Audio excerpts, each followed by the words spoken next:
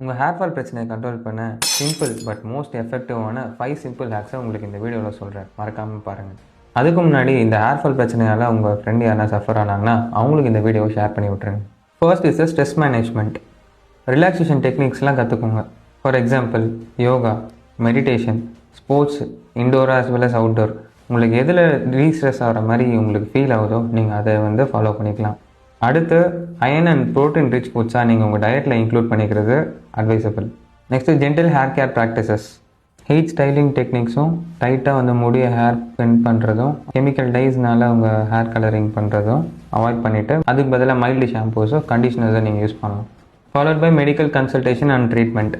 இதெல்லாம் பண்ணியும் உங்களுக்கு சரியாகலை அப்படிங்கிற பட்சத்தில் ஒரு நல்ல டெர்மட்டாலஜிஸ்ட்டோ ஒரு ட்ரைகாலஜிஸ்ட்டோ போயிட்டு நீங்கள் கன்சல்ட் பண்ணுறது நல்லது. இதை பற்றின ஃபுல் டீட்டெயில்ஸ் கீழே டிஸ்கிரிப்ஷனில் கொடுத்துருக்கேன், மறக்காமல் படித்து தெரிஞ்சுக்கோங்க. அப்புறம் டவுட்ஸ் எதனா இருந்தால் கீழே கமெண்ட் செக்ஷனில் கமெண்ட் பண்ணுங்கள். அடுத்த வீடியோவில் பார்க்கலாம்.